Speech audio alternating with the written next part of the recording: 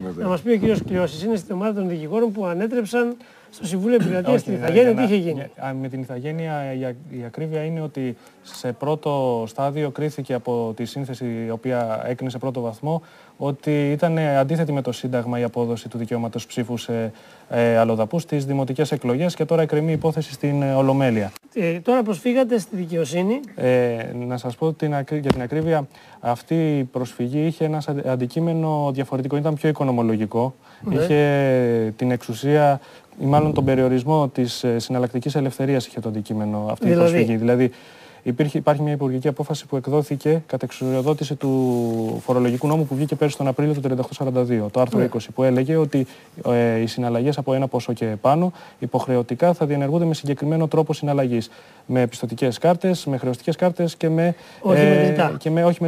Ο σκοπός, η πολιτική βούληση που έχει ενσωματωθεί είναι η εξάλειψη των μετρητών. Υπάρχει μια συγκεκριμένη πολιτική σκοπιμότητα, η οποία είναι αυτή και το οποίο αποτελεί το αντικείμενο που φέρουμε προς κρίση στο δικαστήριο. Τι διακρίνεται πίσω από την πολιτική σκοπιμότητα, το συμφέρον των τραπεζών με τα δικαιώματα που εισπράττουν στις συναλλαγές αυτές? Είναι εύκολο να το διακρίνει αυτό το συμφέρον κάποιος, αλλά επειδή η δική μας δουλειά είναι κυρίως σε νομικό επίπεδο να κρίνουμε τις πλημέλειες μιας συγκεκριμένης απόφασης. Όντως είναι αλήθεια ότι φαίνεται ότι παρέχεται ένα θεσμικό προτέρημα, ένα θεσμικό προνόμιο στις τράπεζες, αλλά αυτό είναι εκ του αποτελέσματος, δεν κατονομάζεται ρητά στην υπουργική απόφαση, είναι εκ του αποτελέσματος. Οπότε εγώ δεν μπορώ να το σχολιάσω σαν νομικά. Εσείς λέτε δηλαδή ότι είναι αντισυνταγματικό?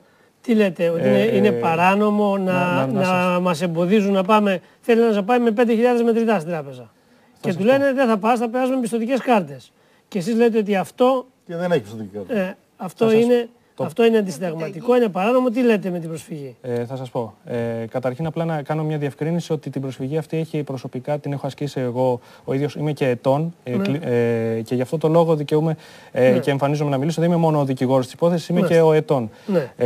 Και ως επιτιδευματίας έχω κάποιους περιορισμούς και ως καταναλωτής επίσης έχω κάποιους περιορισμούς. Ποιοι είναι οι περιορισμοί επομένως που έχω από αυτή την υπουργική απόφαση? Οι περιορισμοί μου συνίστανται στο ότι από την πλευρά του καταναλωτή δεν θα έχω, απαγορεύεται, έτσι είναι η φράση, απαγορεύονται οι συναλλαγές με τη χρήση μετρητών σε συγκεκριμένες συναλλαγές όπως καθορίζονται αριθμητικά, από ένα ποσό και πάνω. Δηλαδή από τα 3.000 ευρώ και πάνω, αυτό ισχύει τώρα, 1.500 ευρώ και πάνω ισχύει από την 1η του 12. Αυτός ο περιορισμός έχει μπει στο μικροσκόπιο της ομάδας Δικαιόπολης, στην οποία ήταν και ο Αριστοτέλης ο Κατράνης που έχετε ήδη φιλοξενήσει και Λευτέρης Δικαίος που έχει αντίστοιχα ασχοληθεί με το μνημόνιο αυτός περισσότερο, την τυπική αντισυνταγματικότητά του. Οι συγκεκριμένες αντισυνταγματικότητες που έχουμε βάλει και έχουμε εντοπίσει είναι αφενός η παραβίαση του άρθρου 5 παράγραφος 1 του Συντάγματος, το οποίο ορίζει ότι η ελευθερία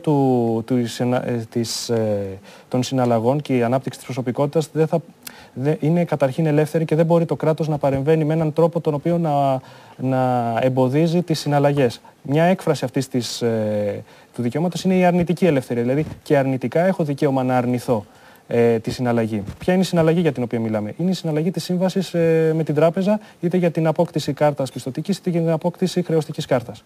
Δηλαδή, εξαναγκάζεται ο πολίτης ως καταναλωτής, προκειμένου να κάνει κάτι το οποίο το έκανε τώρα, χωρίς να είναι υποχρεωμένος, αλλά με τη βούλησή του, αν ήθελε έπαιρνε πιστωτική κάρτα και πλέον τώρα υποχρεώνεται. Αυτό το στοιχείο της εισαγωγής της υποχρεωτικότητας στον νόμο, δηλαδή της αφαίρεσης της. Παραβίαση της ατομικής ελευθερίας. Για την ακρίβεια της συναλλακτικής ελευθερίας. Αν κάποιος δεν θέλει να συναλλαχθεί, είναι αντίστοιχο με περιπτώσεις, ας πούμε, νομολογιακά, να φέρω παράδειγμα, είναι με την υποχρεωτική συμμετοχή σε σωματείο συνδικαλιστικό. Από εκεί και πέρα όμως μπαίνουν και θέματα παρακολούθησης, δεν μπαίνουν? Ναι, δηλαδή σε αναγκάζει να συμβληθείς με το ζόρι. Ή μια άλλη περίπτωση ήταν, μια άλλη διάσταση της αντισυνταγματικότητας είναι ο υποχρεωτικός καθορισμός του τρόπου με τον οποίο εξοφλούνται οι απαιτήσεις. Δηλαδή δεν μπορεί να καθοριστεί από τον νόμο ότι ορισμένες τρόποι που έχουν μέχρι τώρα ήταν νόμιμοι, δηλαδή με τα μετρητά, θα κριθούν παράνομοι και θα είναι μόνο ο συγκεκριμένος τρόπος νόμιμος. Τι χάνει ο πολίτης αυτό και ποιος κερδίζει από αυτή τη ρύθμιση που γίνεται? Κοιτάξτε,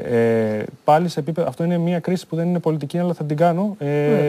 Είναι εκτός νομικής. Αλλά θεωρώ ότι η ωφέλεια η οποία προέρχεται από μια συγκεκριμένη ρύθμιση συνίσταται στην αύξηση της ρευστότητας, δεδομένου ότι όλα πλέον αυτό το οποίο θεωρούμε ως χρήμα μετατρέπεται σε υποχρέωση και αξίωση στην τράπεζα.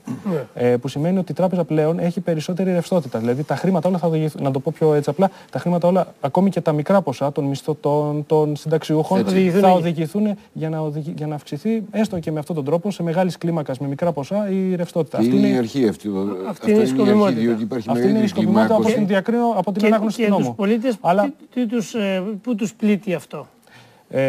Οι πολίτες κυρίως πλήττονται σε επίπεδο προσβολής του δικαιώματος της ιδιοκτησίας τους. Και θα πούμε ότι ο μόνος, όπως τον αναγνωρίζει το ελληνικό δίκαιο, φερέγγιος δανειστής είναι το ελληνικό δημόσιο. Οποιαδήποτε τράπεζα, ακόμη και αν δεν το έχουμε δει, θεωρείται ότι είναι ένας οφειλέτης δικός μου όταν έχω ένα λογαριασμό στην τράπεζα. Και μπορεί από κάποιο λόγο, οποιονδήποτε, να μην μπορώ να τα πάρω. Είτε νομικό, δηλαδή να καταρρεύσει ή οποιοδήποτε, αλλά και πραγματικό μπορεί αυτό το ποσό.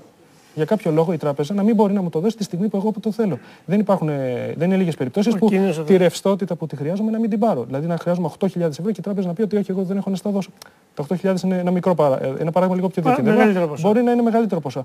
Και όντως, θέλω να πω δηλαδή, γίνεται μια μετάπτωση από το εμπράγματο δικαίωμα, να το πούμε έτσι, που είναι πιο εκαθαρισμένο και πιο σίγουρο, που είναι η κυριότητα πάνω στο χαρτονόμισμα, στο άειλο που είναι η ενοχική αξίωση στην τράπεζα. Φυσικά υπάρχει ο αντίλογος, απλά το αναφέρω ότι γίνεται για την καταπολέμηση του μαύρου χρήματος. Και έχουμε μέσα στο δικόγραφο αναπτύξει έναν αντίλογο και γι' αυτό, ότι ειδικά στις συναλλαγές με τους καταναλωτές δεν έχει να ωφεληθεί το δημόσιο από το γεγονός ότι η συναλλαγή θα πληρωθεί με τον ένα ή με τον άλλο τρόπο. Γιατί οι αξιώσεις του δημοσίου δεν κρίνονται από τον τρόπο πληρωμής, αλλά κρίνονται από το φορολογικό στοιχείο που θα εκδοθεί. Δηλαδή, αν κόψω απόδειξη, από αυτό θα πάρει το ΦΠΑ, η αρχή του ΦΠΑ, από αυτόν θα πάρει το εισόδημα, αντίστοιχα η φορολογική αρχή που είναι υπεύθυνη για το εισόδημα, για τον φόρο εισοδήματος.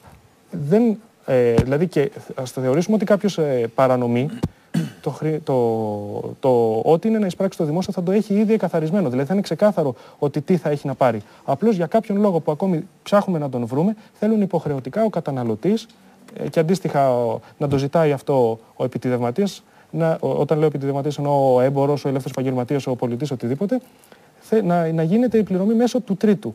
Και αυτό είναι η ουσία όλου του προβλήματος, ότι ενώ ήταν μέχρι τώρα η μεσολάβηση που είχε διαδοθεί από τη δεκαετία του 90 ήταν πάνω βασισμένη στο δικαιοπρακτικό θεμέλιο, δηλαδή θέλαμε να συμβληθούμε και πηγαίναμε μέσω της τραπέζης, τώρα μπαίνει μια υποχρεωτικότητα, η οποία γι' αυτό το λόγο το αναδεικνύουμε στο δικόγραφο και λέμε ότι είναι αντισυνταγματική για τους λόγους αυτούς τους τρεις που αναφέραμε. Άρα θα περιμένουμε απόφαση γι' αυτό, γιατί αν γίνει και αυτό θα ανατραπούν τα μέχρι τώρα. Πάρα πολύ σημαντικά όλα αυτά που μας θα ανατραπούν τα μέχρι τώρα. Εξουσιάζουν οι τράπεζες. Πάρα πολύ σημαντικά. Σας συγχαίρω. Προφανώς η ομάδα αμφισβητεί τον όλο και μεγαλύτερο εξουσιαστικό ρόλο των τραπεζών στη ζωή μας. Υπάρχουν χώρες σήμερα όπου οι Ηνωμένες Πολιτείες και άλλες είναι ύποπτος αυτός ο οποίος έχει μετρητά επάνω του. Ναι. Πολύ ύποπτος. Εξαιρετικά ύποπτος. Μην ξεχνάτε ότι στα ξενοδοχεία στο εξωτερικό δεν σας δέχονται αν δεν έχετε βίζα για να χρεωθεί καταρχήν και στο εσωτερικό. Θα ήθελα να αναφέρω ότι το νόμισμα είναι το σύμβολο της εξουσίας ενός κράτους. Πιστωτική κάρτα. Το νόμισμα είναι ένα από τα σύμβολα εξουσίας του κράτους. Το νόμισμα είναι ένα σύμβολο εξουσίας ενός κράτους. Και αν αποδυναμώνεται και το ίδιο το κράτος. Ενώ τώρα θα είναι στις τράπεζες. Ακριβώς. Υποκαθίσταται. Υπάρχουν τράπεζες που έχουν μεγαλύτερο. Για την Ελλάδα ήταν περισσότερο από νόμισμα πλέον. Ο κύριος Καραμανλής πριν είπε ότι θα κάνουν ό,τι μπορούν για να οδηγήσουν στις τράπεζες. Λοιπόν, Νίκος Καραμανλής τώρα.